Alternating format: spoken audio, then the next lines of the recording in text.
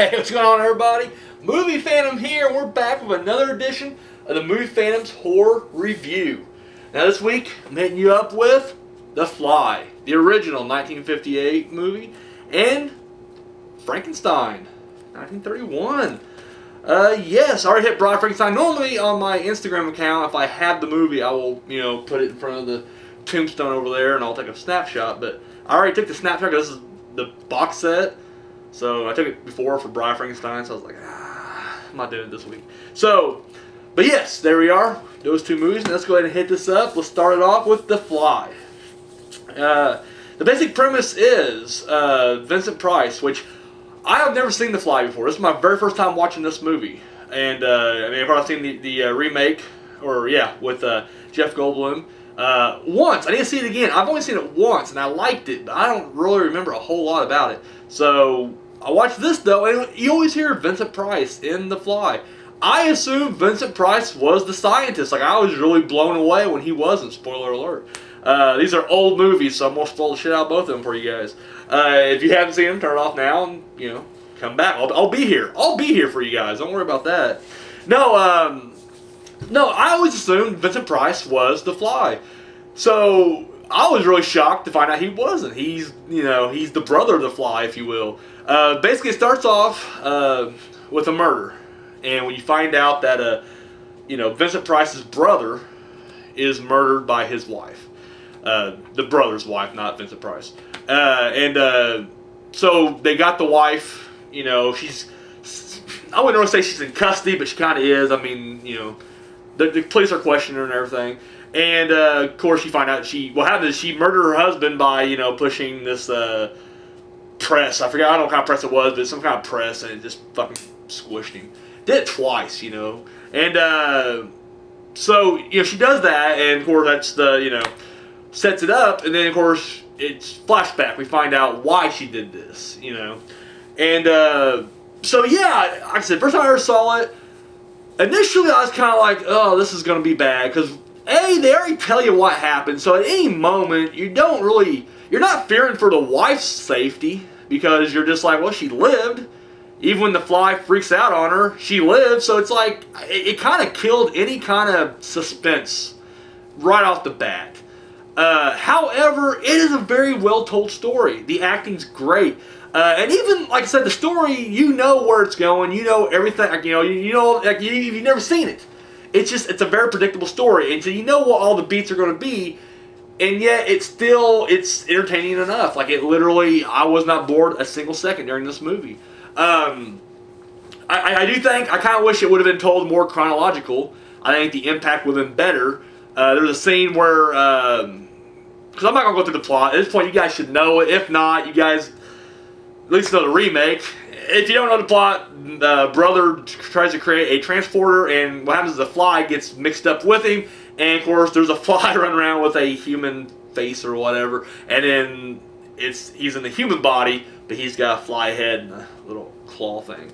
And so anyway, I feel like the one scene that could have been completely, suspense-filled and just crazy was the scene where because what happens is he's the fly, he's kind of losing his, sanity as well. Like, even though he still initially has all the thoughts of the scientist that's inside of him, and he's trying to figure out a way to, fix this, he is losing his grasp on sanity, and he's afraid he's going to turn on her. And so they kind of make this deal, and he's just like, I need you to kill me. Of course, he doesn't want to say it that elegantly. He's just writing out and shit at this point. And, but there's a scene where right before he gets put in the press, she kind of makes one last ditch effort to maybe stop him, but then he grabs her and tries to pull her into the press. Now, once again, when you've already seen the beginning of the movie and she does it and gets away with it, you're just like, or not get away with it, but killed him, you're like, there's no suspense here. Like, she's getting out of here. I'm not worried about it. I feel like that scene could have been fucking crazy, because you were like, oh shit, she's getting pulled into the press, but then instantly you're like, well, she gets out. She's telling the story right now. So yeah, no, I mean, but other than that, it really is good. Vincent Price is great. It's a very subdued role, because usually he's known for kind of going over the top and really, at times hamming it up. And even though he's great when he does that, this is a very just basic, straightforward role. Like, he's playing a concerned brother. To me, the best part though, and this is something I remember the reference in Beetlejuice, but it was I didn't know it was from this movie. I had no idea at how much of a poser the Phantom is. At the end of the movie, because what happens is at this point, the wife tells a story, and the whole time while I'm sorry guys, the Phantom's hair got a little long, and now it's like in my eye hole and shit. Anyway, so as she's telling the story, throughout this entire process, there is the other fly, the little fly with the human, head and arm or whatever. And so she is trying. I'm sorry, guys. I'm gonna stand out frame here real quick. I gotta fix my fucking. All right, there we go. So sure as out frame there. That's the culprit right there, motherfucker. So, anyways, they're just trying to find the fly. They feel like they can get the fly. They can get back to the husband, and once again, he can try to fix it and get them, both there. The problem with that is too, you already know he's dead. So it seems like this entire, are they gonna catch a fly? They don't catch a fly. So it's just kind of anyways, the end, she tells the story, and I guess she's just expecting them to let her go. There's no evidence of any of this, so she's just kind of she tells them, yeah, I killed him, and he was half man, half fly, and they're like, yeah, you're fucking nuts. You're going to jail. So Vincent Price, takes his nephew outside, and of course the nephew's like, I found the other fly, like the fly he's been looking for, because to the human eye at this point, it's just a fly with a white head. However, by the time that he finds it, Vincent Price runs downstairs real quick, and he gets the other guy and runs outside, and sure enough, there's the fly trapped, or he's trapped in a web, but it's a human. It's, at this point, once again, since the guy was going more fly, now he's kind of, the little fly's going more human, but he's like half torso, and of course he's, help me, and of course the spider is crawling toward it, and dude, that was like, holy fucking shit, and I kept thinking, like, maybe we're gonna save it, because once again, this woman's testimony is all the evidence she needs is right here, and they just kind of watch it, and dude, I felt bad for that fly, or fly man, or man fly, or whatever the fuck you want to call it. I felt bad for it, and sure enough, dude, the spider gobbles him up. And I was not expecting that. I was like, we're going to save him. No, they don't save it. It gets eaten, and then he throws a rock at it at the end, because of the spider. It was a pretty big spider. I ain't gonna lie, I probably wouldn't have saved him either. I'm not terrified of spiders, but if they're coming at me, you can stop them. But when they're already up in the air, and it's like, I'm not saving that fly. Give me a rock. I would have done the same thing. I can't really blame him. But once again, they doctor everything up, and of course they, I forget exactly how they word it, but they get her off the hook pretty much, and then it ends kind of weird with the uncle, the wife, and the son, or the fly son, just hanging out, they're just it's a happy ending.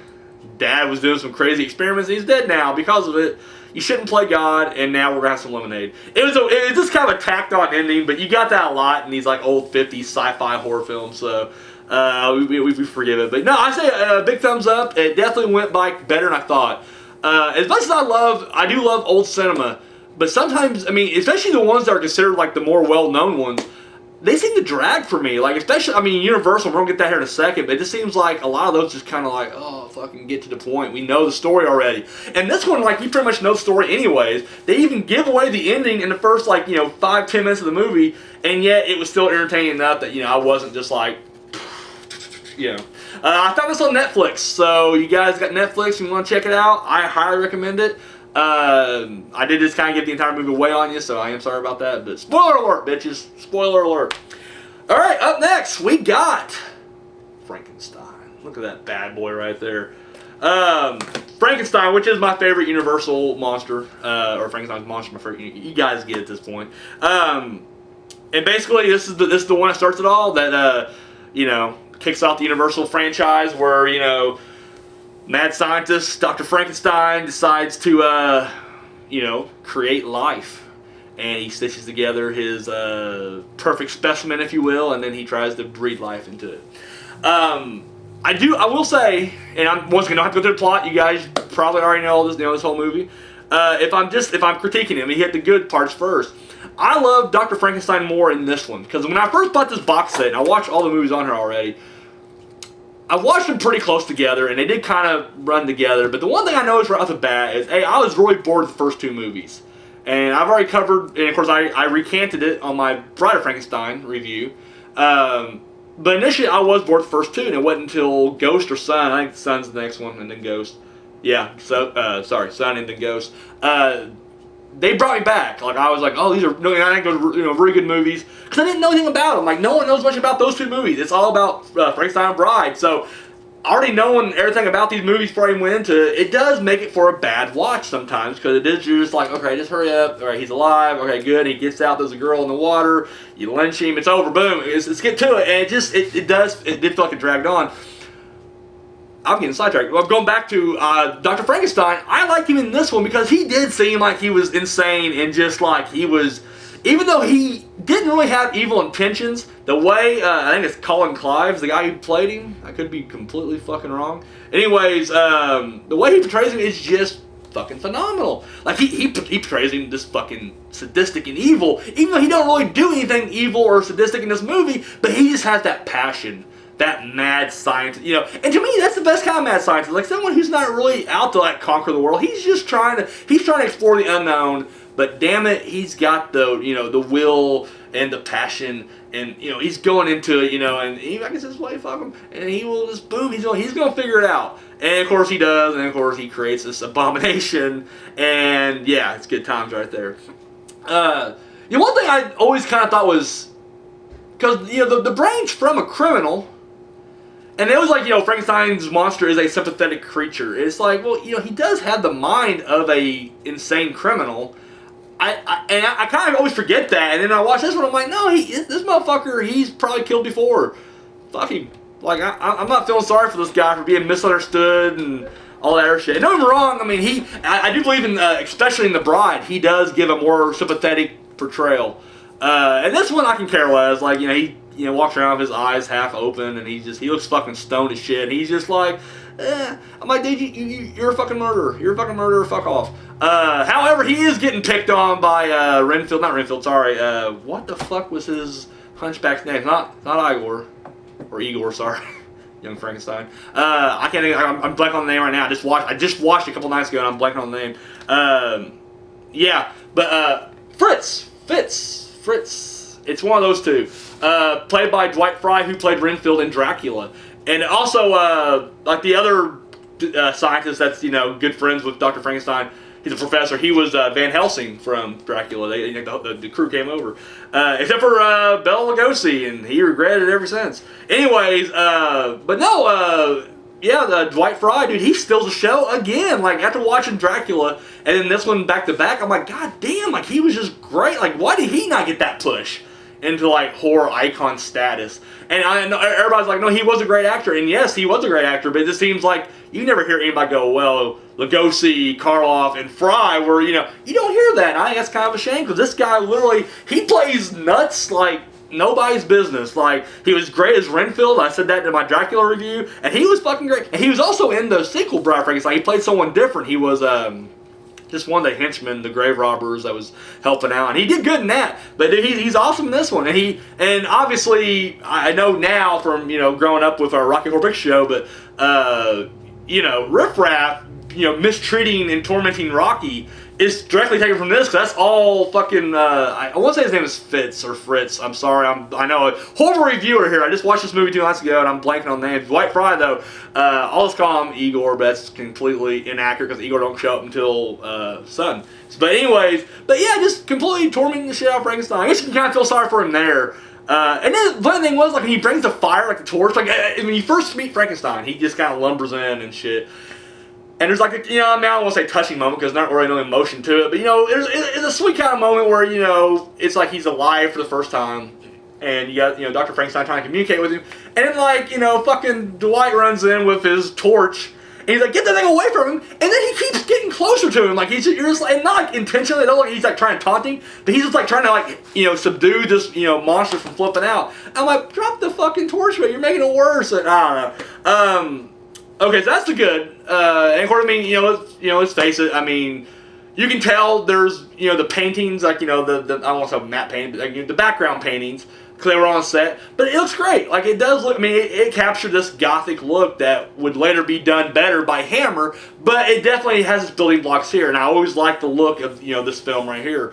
However, this is going to be just going back to my Dracula review and my original Brad Frankenstein review. No, it is a dull movie at times. Like, I think the first act and a half is pretty good. Like, I mean, even though you know what's, you already know what's going on, it does just kind of, it speeds along. It seems like once Frankenstein kind of breaks out and is on the run, like, it's kind of like the exciting part.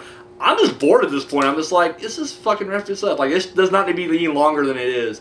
So yeah, I don't know. And, he fucking turns on his master and, tosses him aside. He's not dead, and they end up, torching the plane. I don't know. I just feel like it does run out of steam and it just goes on a little too long. I don't disagree. This is considered a fucking classic, and I'm not trying to like take anything away from it, because when it came out, yes, it definitely did. It's probably a game changer. It really was, especially directing wise. I love the direction in this, and I know Todd Browning's Dracula. Initially I was really harsh on directing there, and I realized watching upon the second viewing that direction was definitely better there. But this is definitely the best directed of the two. And without doubt, James Whale's did great on this, and he would do better with Bride of Frankenstein, and which I do think Bride is better than Frankenstein. So I won't take anything away from this. I mean, this definitely is the foundation, building blocks of horror.